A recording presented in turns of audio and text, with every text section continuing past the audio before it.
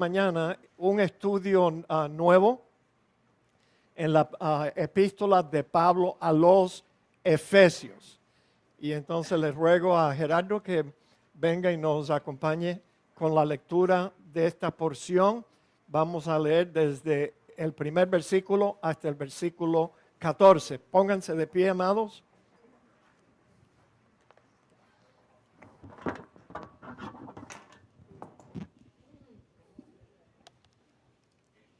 Efesios, el libro de Efesios, capítulo 1, versículo 1 al 14. Y dice así la palabra del Señor. Pablo, apóstol de Jesucristo, por la voluntad de Dios, a los santos y fieles en Cristo Jesús que están en Éfeso. Gracia y paz a vosotros de Dios nuestro Padre y del Señor Jesucristo. Bendito sea el Dios y Padre de nuestro Señor Jesucristo, que nos bendijo con toda bendición espiritual en los lugares celestiales en Cristo, según nos escogió en Él antes de la fundación del mundo, para que fuésemos santos y sin mancha delante de Él, en amor habiéndonos predestinado para ser adoptados hijos suyos por medio de Jesucristo, según el puro afecto de su voluntad, para alabanza de la gloria de su gracia, con la cual nos hizo aceptos en el amado, en quien tenemos redención por su sangre, el perdón de pecado, según las riquezas de su gracia, que hizo sobreabundar para con nosotros en toda sabiduría e inteligencia, dándonos a conocer el misterio de su voluntad según su beneplácito, el cual se había propuesto en sí mismo,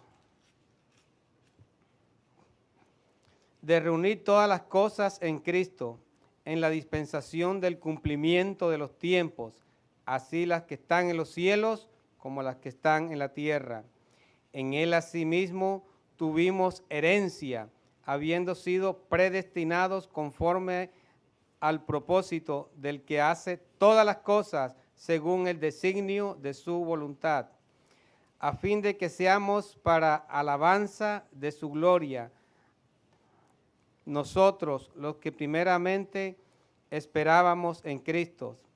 En Él también nosotros, habiendo oído la palabra de verdad, el evangelio de nuestra salvación, y habiendo creído en Él, fuiste sellados con el Espíritu Santo de la promesa, que es las arras de nuestra herencia, hasta la redención de la posesión adquirida para alabanza de su gloria. Amén. Amén. Gracias, Gerardo. Oremos, hermano. Padre, gracias te damos que tenemos la oportunidad y también la libertad de poder abrir este sagrado libro y llegar a esta primera página de la epístola de Pablo a los Efesios, y conociendo la importancia de estas verdades que acabamos de leer, nos humillamos delante de ti pidiéndote tu ayuda.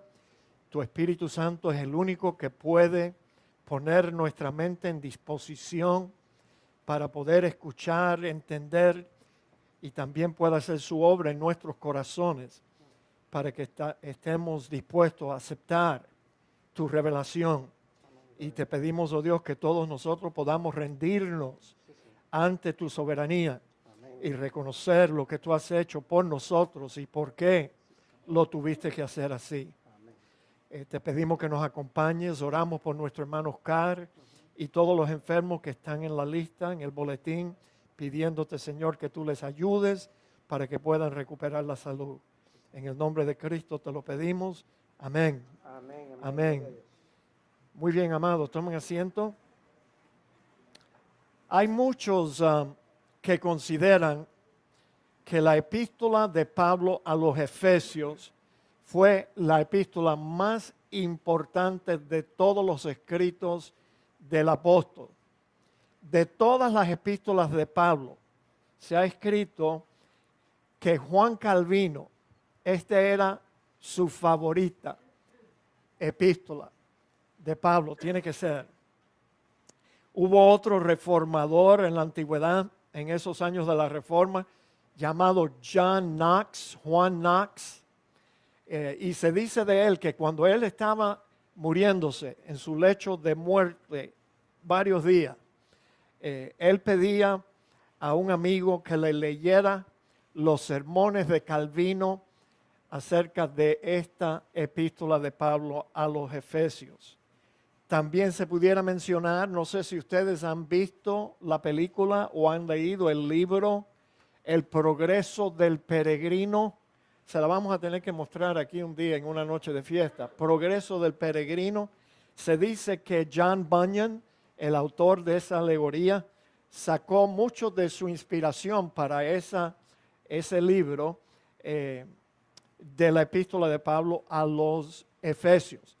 También, si usted es cuidadoso y nota en el himnario que nosotros utilizamos y muchos otros himnarios, parece que allí se encuentran varios himnos que también utilizan el lenguaje de Efesios para formar la parte de esos himnos que nosotros cantamos en nuestros cultos.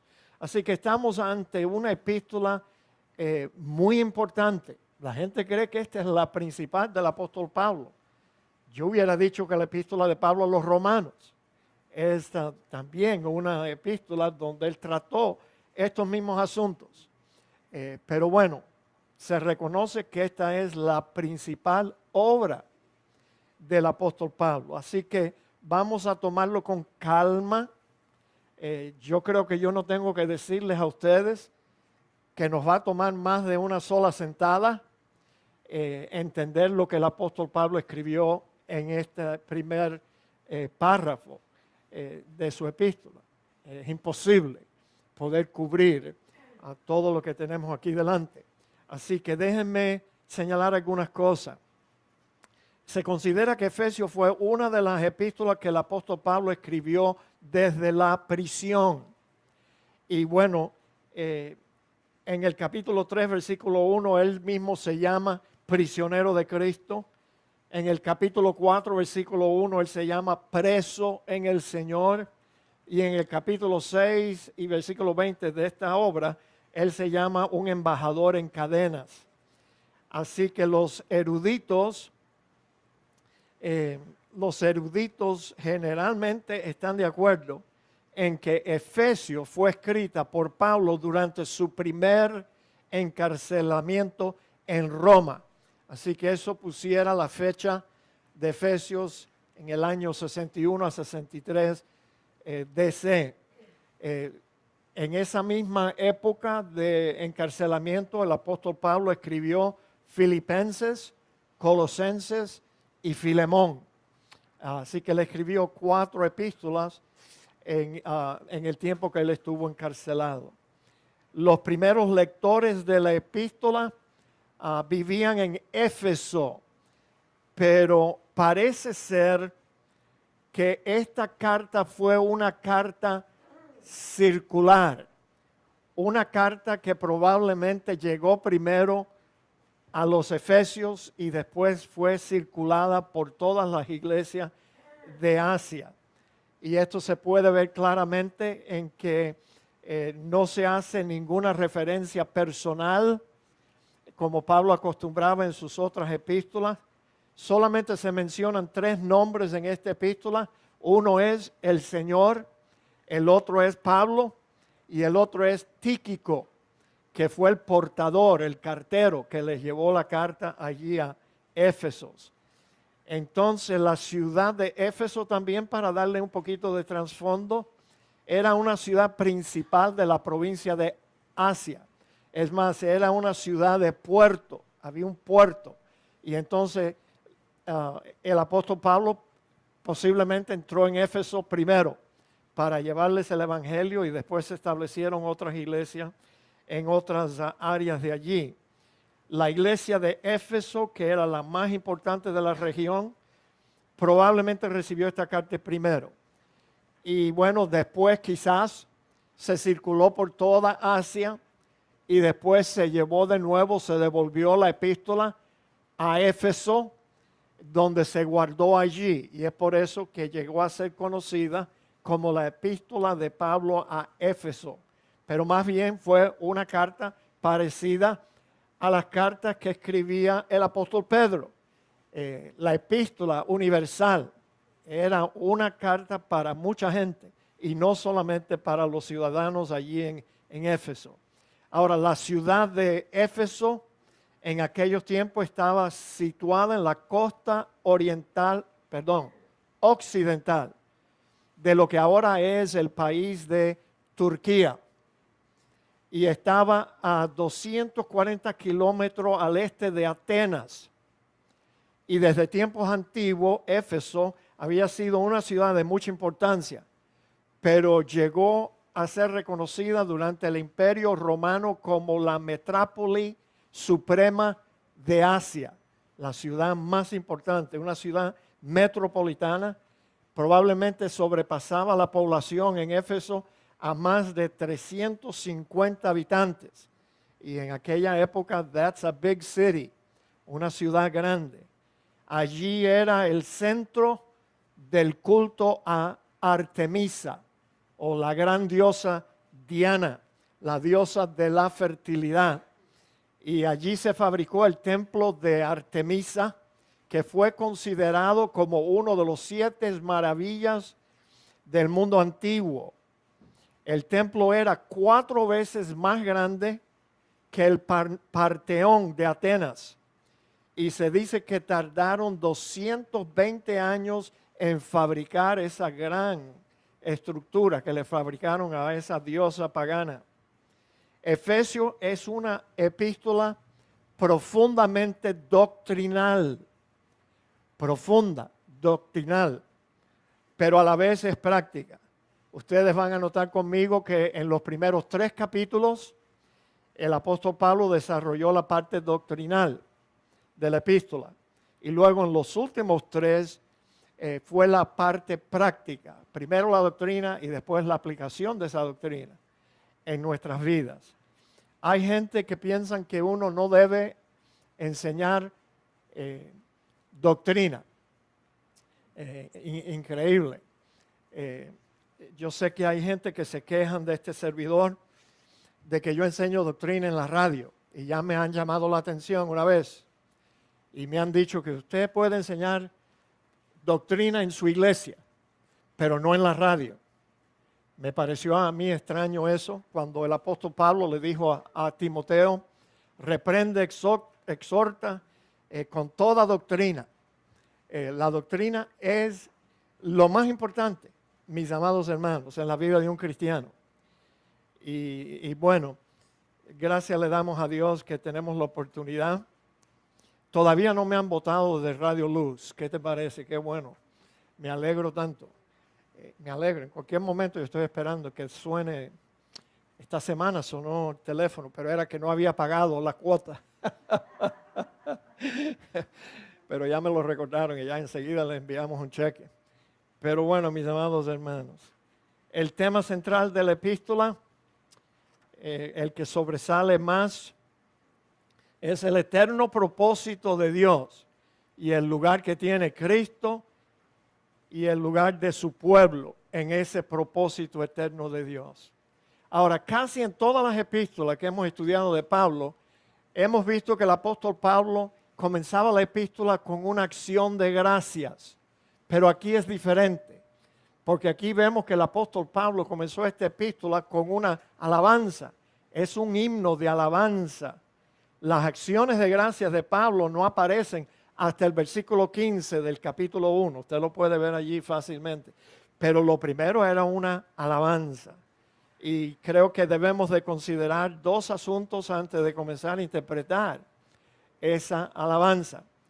El primero es la estructura de la epístola. Noten esto. En el texto griego, los versículos del 3 hasta el versículo 14 forman una sola oración. Es la oración más larga de toda la Biblia. Encerrando el pasado, presente y futuro propósito de Dios para la iglesia. Ahora, en la versión Reina Valera, que probablemente usted tiene en su mano, podemos observar que por lo menos desde el versículo 3 hasta el 10, todo el pasaje es una sola oración en que cada versículo está separado por una coma. Pero realmente la oración se extiende hasta el versículo 14. Hasta el versículo 14, eso es interesante. Ahora, este himno de alabanza lo pudiéramos dividir en 3 estrofas. La primera se refiere al aspecto de nuestra salvación en el pasado eterno y trata mayormente con la misericordiosa elección de los creyentes por Dios. Eso es lo que vemos en los versículos 3 al 6. La segunda estrofa, los versículos 7 al 12, tiene que ver con el presente y trata principalmente con la obra redentora de Cristo. Y la tercera estrofa, del 3 al 14, señala hacia la futura consumación de nuestra redención, o sea, nuestra herencia, y el magnífico ministerio del Espíritu Santo.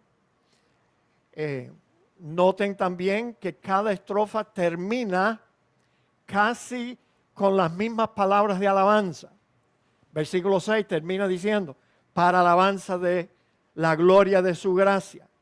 El versículo 12 termina diciendo, para alabanza de su gloria. Y el versículo 14, las mismas palabras, para alabanza de su gloria. Mis amados hermanos, Dios diseñó una salvación que excluye al hombre totalmente.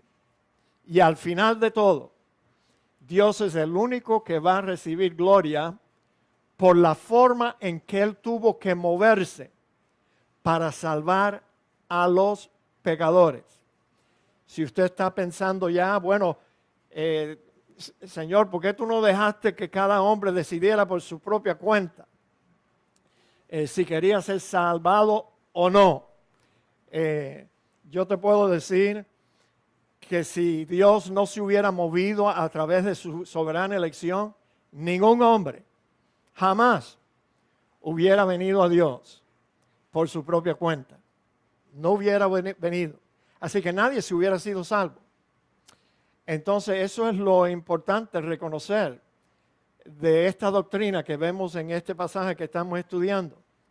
Dios queriendo mostrar su misericordia, aunque sea sobre algunos, tuvo que elegir y predestinar a los que se iban a salvar. Tú sabes. Y esto no hace a Dios injusto. Injusto hubiera sido si Dios no elige a nadie.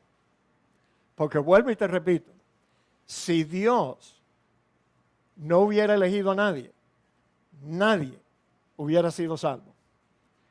Porque el hombre no tiene la competencia, no tiene la capacidad y mucho menos no tiene la libertad para regresar a Dios cuando se le venga en gana. Nunca se le va a venir en gana regresar a Dios. Entonces nosotros que estamos aquí, que hemos sido salvos ya, que hemos sido regenerados, y no hablo de todos, solo Dios sabe quién aquí es verdaderamente una persona salvada auténticamente y quiénes no. Yo no lo sé. Yo siempre les he dicho a ustedes lo que creo que es verdad. Yo solo puedo estar seguro de la salvación de una sola persona en esta iglesia. La nuestra. That's it. Porque solo el espíritu del hombre, dijo Pablo, puede saber lo que está dentro de ese hombre. Y entonces nosotros no podemos juzgar a nadie. Pero bueno, la Biblia no se equivoca. El Señor Jesucristo tampoco se equivoca cuando Él dijo que por sus frutos íbamos a conocer quién en verdad es lo que profesa ser. Y al final lo vamos a saber hasta con más firmeza quiénes fueron verdaderamente salvados y quiénes no. Entonces, mis amados, noten también que cada una de estas 3 estrofas enfoca una diferente persona de la Trinidad. Enfoca cada persona de nuestro Dios. Los versículos 3 al 6 enfoca a Dios el Padre. Los versículos 7 al 12 enfoca a Dios el Hijo.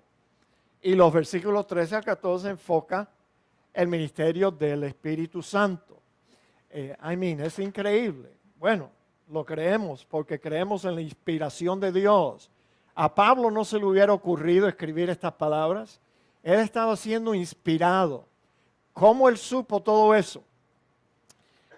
Por revelación directa de Dios.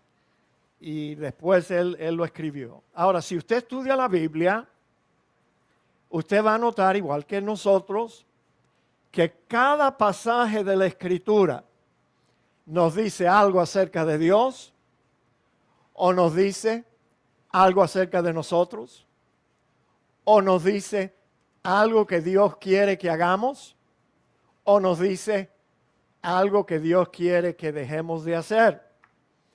Y la Biblia se puede estudiar de esa forma. Lo único que tenemos que hacer es preguntarle al pasaje, ¿de qué me estás hablando? ¿Me estás diciendo algo de tu persona, Dios? ¿Me estás diciendo algo acerca de mí? ¿Me estás pidiendo que yo haga algo? ¿O me estás pidiendo que yo deje de hacer algo? Y entonces así vemos las Escrituras. Ahora, si esto es verdad, entonces podemos ver fácilmente que el pasaje que leímos, que Gerardo nos leyó, primordialmente nos dice algo acerca de Dios, cómo Dios es. Todo el pasaje puede considerarse como una expresión de alabanza a Dios por los misericordiosos beneficios que le concede a su pueblo la iglesia. Y así comenzó Pablo alabando a Dios diciendo, bendito, que sea bendecido el Dios y Padre de nuestro Señor Jesucristo. ¿Sabía usted que el único Dios verdadero? Si usted quiere saber quién es el Dios verdadero fue el que engendró a su Hijo Jesucristo. Él es, pues, el Padre de nuestro Señor Jesucristo. No se puede decir eso de Mahoma, ni de Confucio, ni del gordo Buda. Yo no debo criticar a Buda porque cada día me estoy pareciendo más a él. Pero el Dios verdadero es el Padre de nuestro Señor Jesucristo. Ningún otro se puede considerar un Dios. Ahora, se sobreentiende que bendecimos, alabamos a Dios por las bendiciones que hemos recibido de Él. Estas bendiciones se describen en los versículos 3 al 6 y algunas de las otras desde el versículo 7 al 14. Hoy, por tanto, vamos a aprender cómo Dios es y cómo Dios hace las cosas. Y yo quiero siempre animar a los hermanos a siempre aceptar la revelación que Dios nos da de sí mismo. ¿No es verdad que sería bueno aceptar la revelación que Dios nos da de sí mismo en las Escrituras, no en una revista, no en un periódico, no en un programa de televisión o en un sermón, sino la revelación que Dios nos da de sí mismo en las Escrituras? Ahora, yo temo que hay muchos cristianos hoy en día que tienen un concepto totalmente distorsionado de Dios y de la salvación con el cual Él nos ha bendecido. Yo vivo convencido de eso. La gente cristiana hoy en día tiene a Dios todo distorsionado. Ahora, es fácil para un cristiano terminar con una imagen distorsionada de Dios, porque esto sucede fácilmente cuando leemos un pasaje como el que estamos examinando en esta mañana y rechazamos la revelación de Dios en ese pasaje diciendo, pero yo no creo que Dios sea así. De veras. Bueno, ¿qué es lo que cuenta? ¿Lo que tú piensas o lo que dice la Escritura? Yo me gozo en la radio porque, tú sabes, de vez en cuando me tiran una puya. Y tú sabes, yo me acuerdo de ese dicho que dice, si es puya, que se clave, o si no, que siga. Las puyas se clavan. Y lo interesante es que esta misma semana pasada yo dejé algunos sermones grabados. Mis sermones todos son grabados, pregrabados. O sea, yo los grabo 2 o 3 días antes de que la emisora los pone al aire. Pero no es así con el ministro que nos sigue a nosotros. Él predica sus sermones en vivo. Eso se puede hacer porque hay un aparatico de eso que se conecta a la línea telefónica y manda la señal directamente a la emisora. Y entonces él a veces parece que mis sermones le molestan, porque él tiene que estar escuchando lo que yo estoy diciendo para saber cuándo entrar. Ah, ¿tú no sabías eso? Yes. Él está esperando. Sí, entonces él escucha mi sermón y después, sutilmente, bien suavecito, critica lo que yo he dicho. Sí. Y esta semana, él advirtió a sus radio oyentes que tenían de tener cuidado de los falsos maestros. Fíjate, falsos maestros. Que enseñan cosas que van en contra de lo que la iglesia tradicionalmente ha creído. Ven acá. Pero ¿cuál es la fuente de la verdad? ¿La iglesia o las escrituras? ¿De dónde nosotros sacamos lo que nosotros debemos de creer? ¿De la iglesia? Seguro que no. Pero bueno, yo reservo mis comentarios, pero solamente les digo que nos da pena ver que hay ministros que viven dentro de una espesa nube de religiosidad que ellos mismos han creado y rechazan cualquier cosa que no compagina, que no concuerda con la imagen que ellos tienen de Dios. Y aunque tú les muestres en la Escritura, tú estás equivocado. La Biblia dice otra cosa. No dan su brazo a torcer.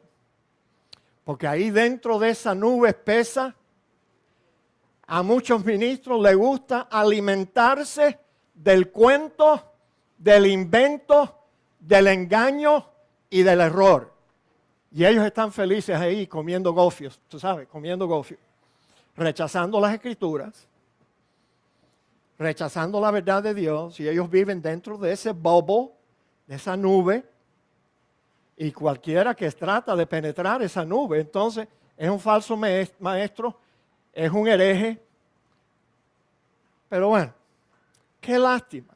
Realmente no me molesta, me da lástima. Me da lástima que un hombre de Dios, un siervo de Dios, rechace la revelación de Dios mismo en las Escrituras. Oye, hay que tener la cara dura y hay que tener la cabeza dura también para decir, no, yo no creo que eso es así. Yo creo que la iglesia ha creído en otra cosa. Sí, la iglesia se desvía fácilmente, pero la Escritura sigue siendo la misma siempre. Siempre, mis amados hermanos. Ahora, si rechazamos a Dios como Dios es y como Él mismo se ha revelado a nosotros en las Escrituras, entonces terminamos con un Dios que realmente no se parece nada al Dios de la Biblia. Y eso es lo que pasa en el mundo cristiano hoy en día. Eso es lo que pasa. Han rechazado la revelación de Dios y ellos se han creado su propio Dios. Un Dios que está en el cielo y la única función de Dios en el cielo es que Él nos sirva a nosotros. Fíjate, qué programa más distorsionado. Dios existe para bendecirnos. Dios existe para darnos todo lo que nosotros se nos antoja pedirle en oración. Todo. En vez de aceptar la revelación de un Dios soberano que hace todas las cosas según el designio de su voluntad. No cuenta con nadie. Aceptar esa revelación nos pone a nosotros en una relación correcta con Dios, en que nosotros entendemos que nosotros, escuche bien, porque esto usted no lo va a oír en la radio, nosotros existimos para servir a Dios y para glorificarlo a Él. Dios no nos debe a nosotros absolutamente nada. Ya nos ha bendecido con toda bendición espiritual en Cristo Jesús. Él no nos debe nada. Nosotros existimos para servir a Dios y para glorificarlo a Él en todo tiempo. Pero hay gente que vive una vida cristiana al revés.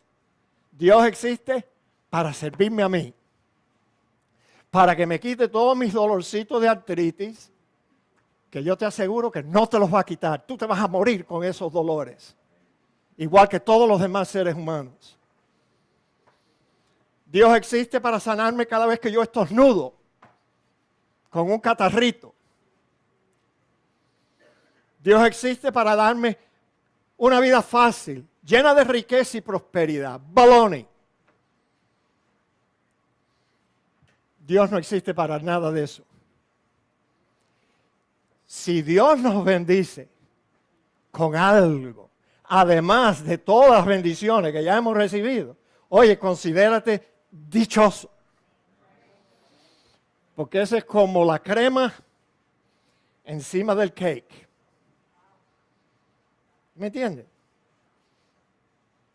Bueno, mis amados hermanos, nunca debemos tratar de acomodar a Dios para que Él sea más como nosotros quisiéramos que Él fuera.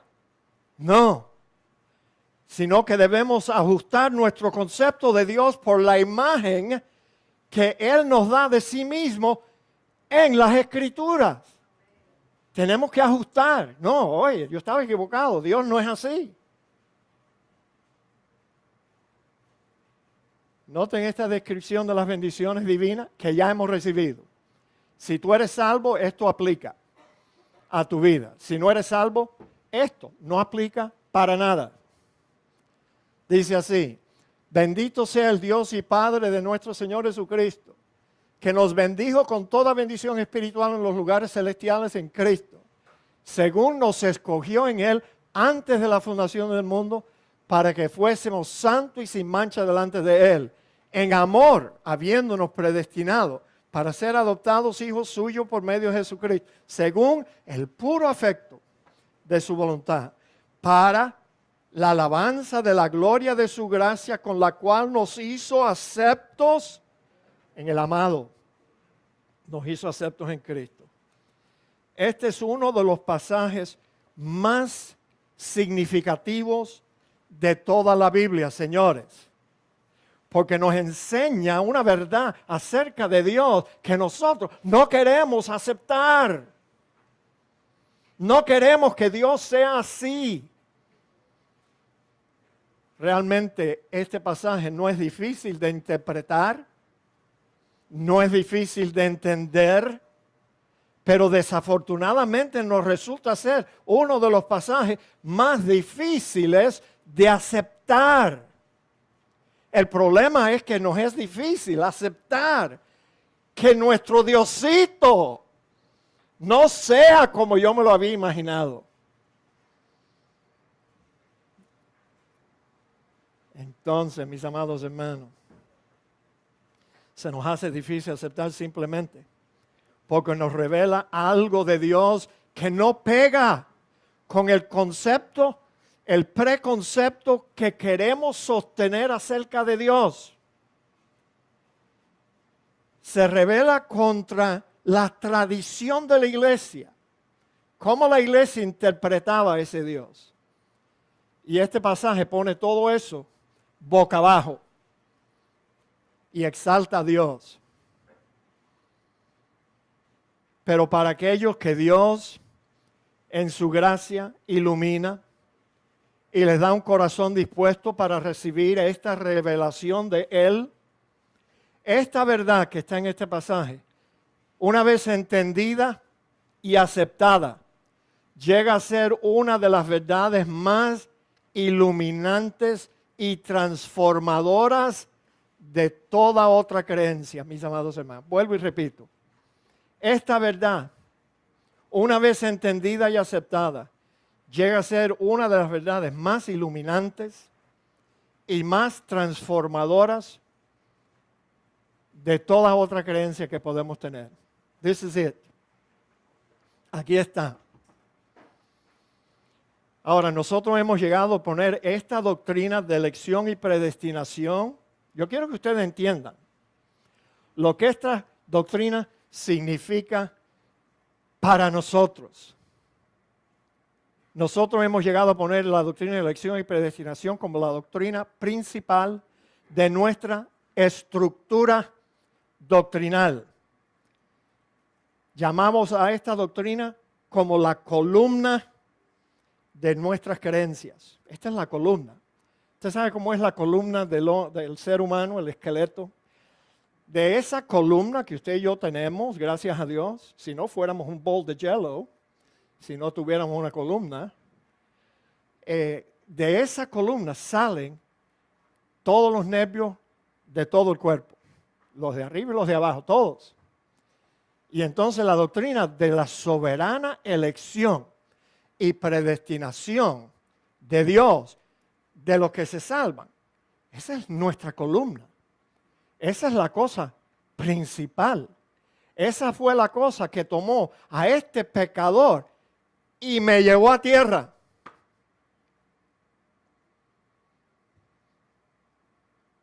Y me hizo entender que yo no puedo. Si no fuera por Dios, no pudiéramos hacer nada. Mis amados, yo llamo esta doctrina a veces el filtro de los filtros. ¿Tú sabes lo que es un filtro? Como el filtro de un aire acondicionado, un air handler de estos, que tiene un filtro allá abajo que trata de filtrar toda la basura que ese aparato chupa para arriba. Esta doctrina es el filtro de los filtros, que nos protege a nosotros de todas yo dije, las distorsiones doctrinales que hoy en día están en la iglesia. Este es el filtro de los filtros. Porque cada vez que yo oigo acerca de lo que está de moda o de un viento que sopla, yo lo paso por este filtro. Y yo le pregunto, ¿dónde está la soberanía de Dios en eso? ¿Dónde está la soberanía de Dios? Dios se ha revelado en la Escritura como un Dios soberano. Entonces, ¿dónde está la soberanía de Dios? En toda cosa que la iglesia inventa. Y si yo no encuentro que esa doctrina o esa idea o esa práctica de la iglesia no pasa por el filtro, la desecho facilito. Si no respeta la soberanía de Dios, la boto en el latón de la basura. No me sirve. Ahora, si usted rechaza, te voy a dar una advertencia. Yo no estoy bravo aquí con nadie, no me malentiendas. Yo sé que a veces yo hablo de tal forma que mi esposa me dice que no es lo que yo digo, sino la forma en que lo digo, que ofende a la gente. Por favor, no se ofenda cuando yo te advierto que si usted rechaza lo que vamos a aprender acerca de Dios esta semana y la próxima, yo te aconsejo que mejor te sería llegar a tu casa, ir al patio, coger un palo que se ha caído de una mata, coge una navaja y dale forma como el Dios que tú quisieras tener. Y después que tú le has quitado todo lo que tú no quieras, ponlo ahí en una mesita, enciéndele una vela y dile, a partir de hoy, tú vas a ser mi Dios. Rechaza al Dios de la Biblia, fabrícate un ídolo y adóralo como tu Dios. Porque eso es prácticamente lo que hace todo ser humano que rechaza la revelación de Dios. Oh no, yo no quiero que Dios sea así. Oh no, yo creo que Dios debe darle un chance a todos. Oh no, yo creo que Dios es injusto. Baloney. Tenemos que aceptar la revelación de Dios como Él se revela en las Escrituras. Este pasaje es una exposición de las bendiciones que son nuestras en Jesucristo. Pero aún más que esto, nos dice cómo fue que esas bendiciones nos llegaron. No las buscamos, no las heredamos. No fue por nuestro mérito, sino que fue por una acción soberana de Dios. Ahora, Juan Calvino, yo no sé lo que usted piensa de Juan Calvino, quizás maybe usted nunca lo ha estudiado, yo no lo he estudiado. Pero yo conozco a varios pastores aquí en Miami que debido a que no quieren aceptar esto, ellos atacan a los reformadores y le tratan de sacar todas las pulgas. Le cuelan el mosquito. Mientras que ellos están tragando una viga que dice que ellos rehúsan aceptar a Dios como Dios es. No trate de criticar a los reformadores. Usted no va a lograr nada. Criticando a Calvino o criticando a Martín Lutero o a John Knox o a todos los otros. No. Es más, ni estudies la vida de estos hombres. Mis amigos dirían, no digas eso, Pereda. Una vez el hermano Arzafat nos oyó decir que Calvino era un hombre como nosotros, lleno de defectos. Y el hermano Arzafat me agarró después del culto y me dijo, oye Pereda, ¿cómo tú te atreves a decir eso? Yo pensaba que Calvino era perfecto. Y tú acabas de decir que él está lleno de defectos. Mis amados hermanos, en vez de estar buscándole las pulgas a los reformadores, ¿por qué no le dedicas tiempo a estudiar la doctrina? Estudia la doctrina. Ahora, ¿qué quieren que yo haga con este pasaje? Está en la Biblia. Lo leímos. Tú tenías tu Biblia abierta, yo espero. Está en tu Biblia, está en la mía.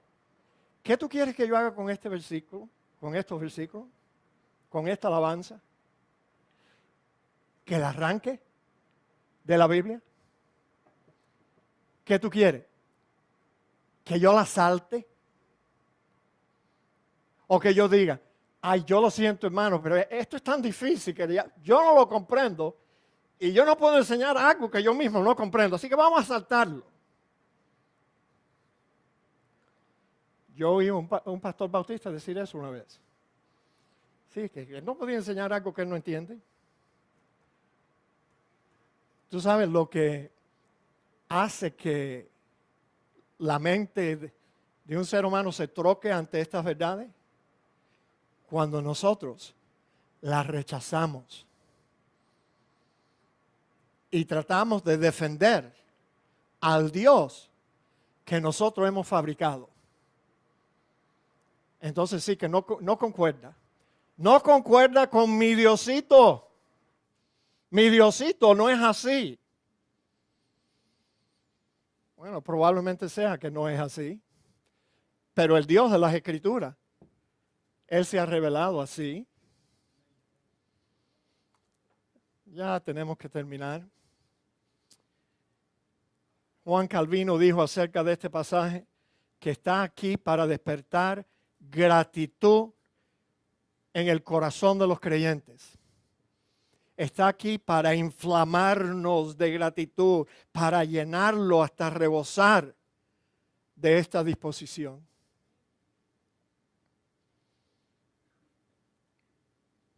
el que bendecimos a Dios. Porque ningún hombre merece mérito o crédito por nuestras bendiciones espirituales. Ningún hombre merece crédito por la salvación. Mis amados hermanos, ¿sabía usted que no hay gracia en libre albedrío?